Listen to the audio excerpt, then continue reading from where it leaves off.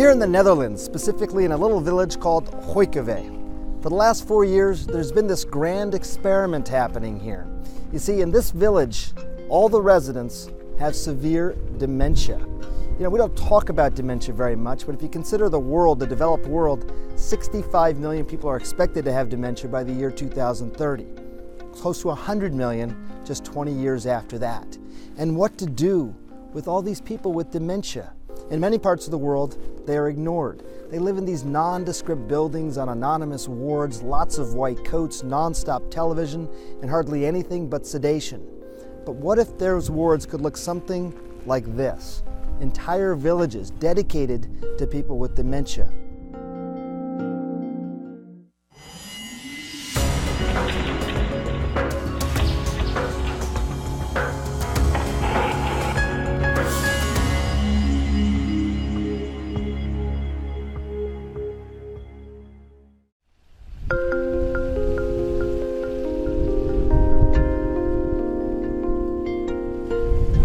Welcome to Hoykeve. It's a little village just minutes from downtown Amsterdam. At first glance, it looks like any other small Dutch town. But look closer. It's not. Outsiders aren't allowed here, and everyone who lives within these walls has something in common. It's the last place any of them will ever call home. So this is a neighborhood? Yes, it's a neighborhood. A neighborhood for people with dementia? Yes, yes. Yvonne van Amerongen is one of the founders of this new age elder care facility.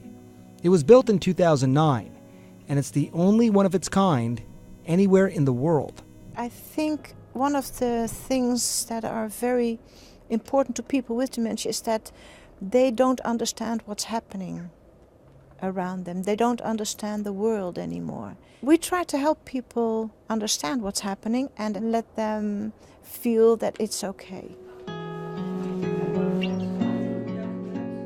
For Corey Visser, everything is okay. She seems happy here, even more so when Theo, her husband of nearly 60 years, comes to visit. You come to visit here every day? Ik kom hier elke dag. How do you describe this place to your friends? Perfect. Ik zou geen betere... It's perfect. I wouldn't know a better place for her. It's 100% good. Voordat zij hier kwam... Before she came here, I visited 5 other places, and I definitely saw that this was the best place for her. What makes this place better? Deze is open. Mensen kunnen naar buiten toe. This place is open. People can enjoy the seasons. They can really feel if it's cold or warm. They can visit a restaurant. They can drink a cup of tea, and they are free to go wherever they want to go. Wherever they want to go, except back into the real world. These sliding glass doors are the only doors that lock here at Hoykeve. This is the only way in and the only way out. This is the site where there used to be a previous nursing home, Yes. right? You worked at that nursing Yes. home. You had a transformation, if you will, yourself, where you basically decided that wasn't good enough. Was there a moment or was there some particular event that really sparked that for you? For me personally, that was the moment that my mother called me and told me that my father had passed away suddenly. Nothing was wrong with him, he just had a heart attack and he died. And one of the first things I thought was, thank God he never got to be in a nursing home. That's crazy that I have to think that. I'm in the management of a nursing home and I don't want my father to come there. Wow. That's crazy. My colleagues in the management team had similar thoughts, and at one day we said, well, let's talk about this because this is very important. And we sat down, we said one day in November 1992, we said, let's take one day and decide on what to do to make nursing homes worthwhile living. And we did. A 4-acre complex, home to 23 housing units and 7 different lifestyle themes, such as crafts, culture, religious, and urban. Take a look over here. The colors, the artwork, even the choice of dishware, specific to this particular lifestyle. And those people you live with should be people that could be your friends, people you would pick to live with, and not just the first coming around. Those people probably have the same ideas on life, the same values, and we call that lifestyles. Sounds like a pretty good life. It's quite normal. A normal life, that's the key. It's normal, but it's very hard to be normal. Creating a sense of normalcy is the #1 goal here at Hoogevik. Oftentimes, that means creating a routine and sticking to it. Well, if you walk in here, this will look like just about any other grocery store to you, but I want to point out a few things that are different. You do see the same products, juices, you can buy just about anything you want, cleaning products, but you'll notice pretty quickly there's no prices on anything. And as you're about to see, there's no money that is exchanged hands either. The customers, as you might guess, a very different type of clientele here. They are residents of this village. They all have severe dementia. Oftentimes, they come here with their caregivers. Ultimately, when they come up to the front desk after buying all their products, they don't exchange any money. And Trudy, who is the staff member, is trained specifically to handle people with dementia. Oh, and in case I don't see you, good afternoon, good evening, and good night. Some compare this manufactured reality to the movie The Truman Show. That's the whole kit and caboodle. Catch you later. A man, played by Jim Carrey, discovers his entire life is actually a TV program. Everything he thinks is real is a mirage, created by television producers. Do the people here ever feel, I mean, do you ever get the impression that they feel like they're being fooled or duped in any way?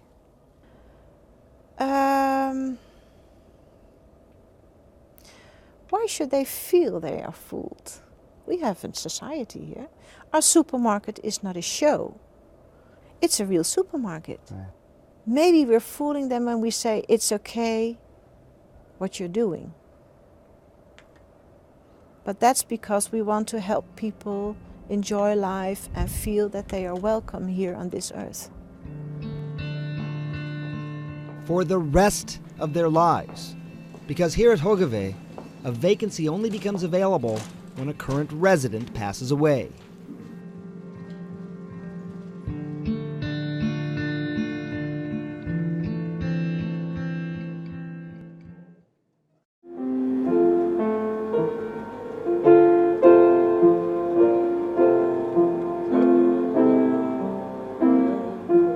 Ada Pikavet has been making music with her husband Ben for as long as they've been together. How did you meet?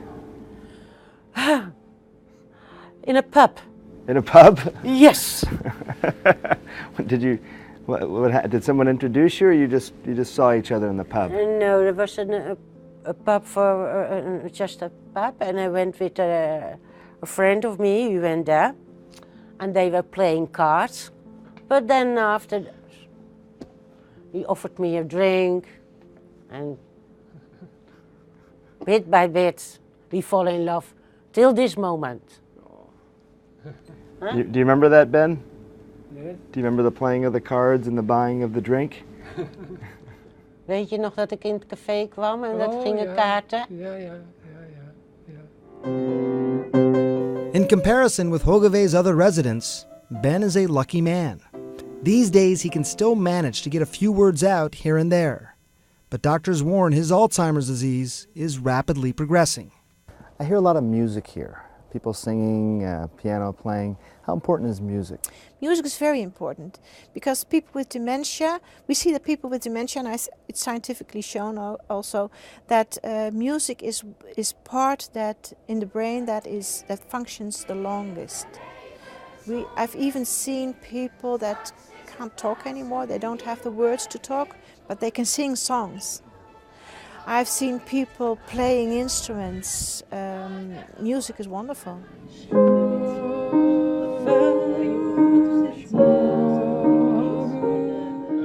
How important is it for you to play piano now and have him sing with you? It's very important. Why? Yeah, so you can, it's a kind of, you have a kind of communication where we are used to. So we can't talk no more about everything, but when singing a little bit louder or so, you can make good contact together. And for me it's very important. You come visit every day? Yes, hardly every day. Sometimes I try one day a week not to come, so I do other things. But yes, normally 6 days a week and sometimes 7. What? I think that's wonderful, but is it hard for you to do? I don't think in that terms, hard or not hard. I don't feel fine when I didn't visit him, because he's still waiting for me every day. And you Vind jij het leuk als ik kom? Ja. Yeah, he likes it that I'm coming. You guys hold hands a lot, I see, huh? Your arms are interlinked. Yes. Do you spend a lot of time like that? Yes, because I think that's important. To have, when you don't have so much possible to talk about everything, then you still have this possibility. And I think it's very important for all the people with this disease. What's the hardest part about all of this for you?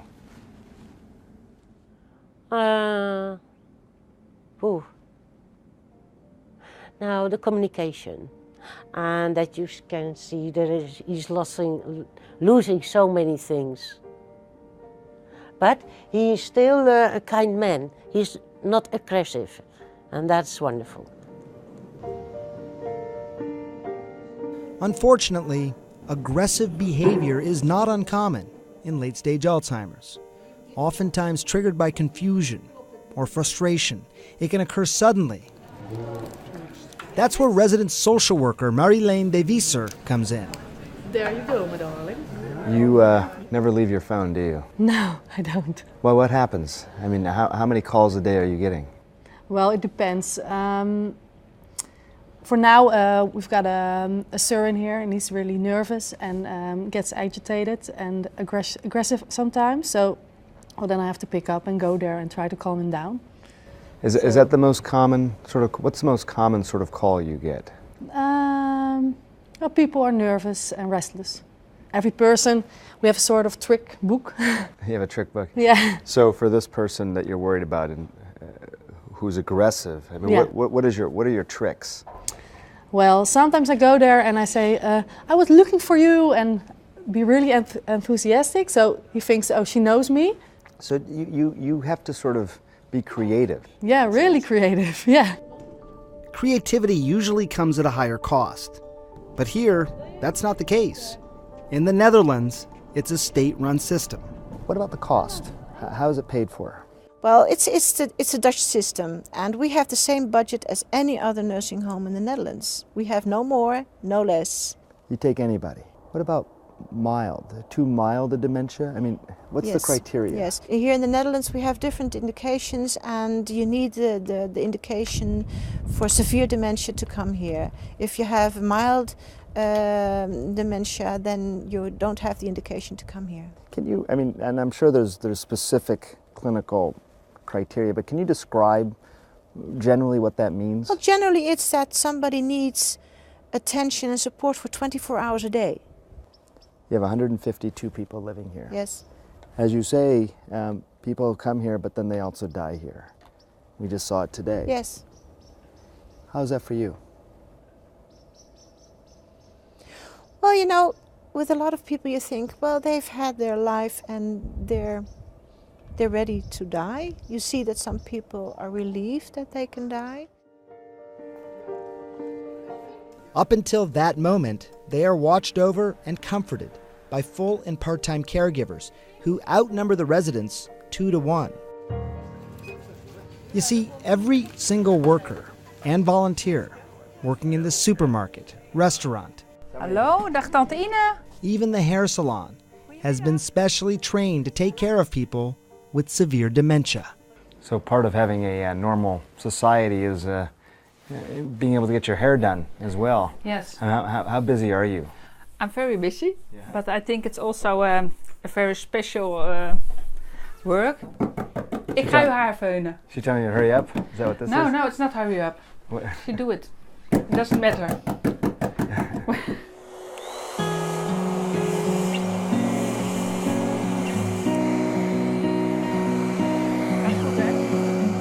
The simple act of brushing Ina's hair seems to have a calming effect. Ik doe er niks meer aan. Nee. Ina looks like Ina, and hopefully still recognizes herself in the mirror. The same, sadly, cannot be said for everyone I met.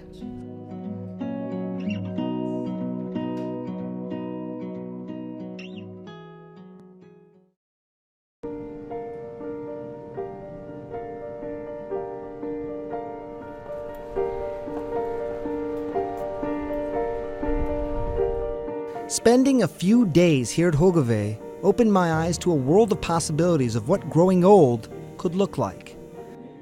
But all the comforting stories couldn't soften the blow that came with meeting the toughest cases. How old are you? I have been born in... oh god, hoe oud ben ik? Hard to remember. 1926, I mean. 1926? Yeah, I mean, I don't know exactly. I don't know exactly. You hear that a lot around here. As time goes by, the grasp on reality fades for residents like Jo Verhoff. So you say you have a job? Yes. What do you do? Oh jee, ik heb een baan, maar I don't know. Tomorrow I know it, when I have to go to it. Are there absolute no-nos? I mean, things that you should never do when you're dealing with someone with dementia? Correct them. Say, no, don't do this, don't do that. They won't remember it, so why would you? They're not child or something. Are you happy here? Oh yes, yes. I am a happy people. I have children, I have a father and a mother. When's the last time you saw your parents? Mijn ouders, my parents? Yeah.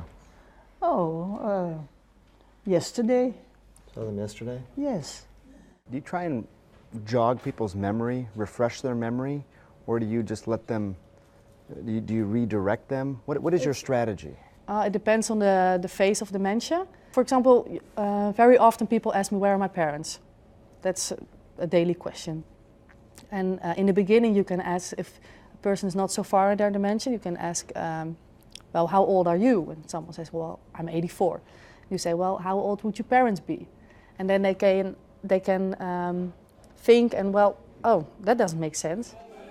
Jo's dementia has progressed too far to process that kind of logic. But if it bothers her at all, you can't tell. And with so many other residents just like her, there are special modifications here to keep everyone safe.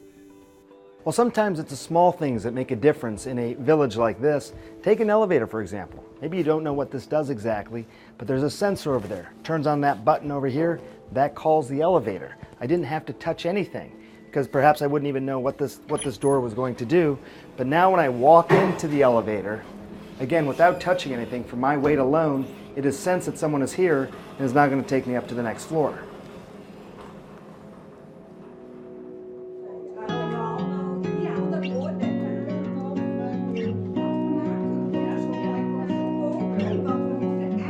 Study after study shows that stimulating the mind is the best way to slow the brain's decline. At Hogeveen, there are 25 clubs, including this one, for example, baking, just to help keep the residents active. When I ask someone to finish the table, I won't ask him, oh, do the table, because that would be like asking you, well, make me a puzzle of 1,000 pieces. But I give him the last plate and I say, well, can you do that for me? And he will do it, and I say, oh, thank you, because of you we can eat. You say that there are results. Yes. Do you think people are physically healthier living in this environment? Yes, we see that people are invited to exercise more because everybody can go outside, walk in the sun. Social contacts are very important for people with dementia. It helps different parts of the brains to connect, and we see that people meet others here. This life helps people to live a healthy life. That helps people to get strong. And that's been shown now. I mean, in terms of eating, they eat better. Yeah. In terms of getting off of medications, living longer. Do you Yes. actually see that? Well, we haven't had scientific research on living longer. We haven't done that yet, but in 1992 when we started this, people came in with the same indication and they would stay in the average of 2.5 years with us. Now it's 3.5 years. It's not scientific, but I can count. In here, people can still be themselves. They can be human. They're not just a person with dementia, or they're still a person, and they can do whatever they like. I have to Take it, go ahead. Marjolein. Hi. Oké, ik kom er zo aan. Doei doei. I have to go. Duty calls? Yeah. Bye. One of the most difficult residents has barricaded himself inside his home. It's happened before. And just like that, Marjolein is on her way. You talked about the fact that the place that you used to work, you couldn't imagine your own parents being there. It's always difficult to think about our parents in these types of situations. But how about now, for your mom? My mother has a dementia, mild dementia. She lives in a home for the elderly, and I see that she's very happy there. Where does this go from here for you? Because right now you have this neighborhood. Again, a normal neighborhood, as you put it, 152 residents. What would you want it to be in 5 or 10 years? Well, what we're looking at is that we want it to be possible for people, for the partners of our residents to live here too. But that's in the system we have here in the Netherlands at the moment, that's not possible, not with the budget we have. Could this work in other countries? You've traveled around the world. Could this work in other cultures, other countries? The concept could work. This is Dutch. We have Dutch design, we have the Dutch cultures, Dutch groups, lifestyles. Actually, what it means, this concept, is that you value the person, the individual, and that you support them to live their life as usual. And you can do that everywhere.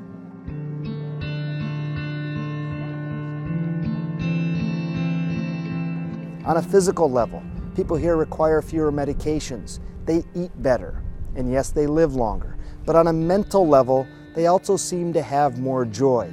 It's a difficult thing to measure, but it's the most important thing according to the leadership here in Hooikover. Now, could this work in other parts of the world? That's the next question.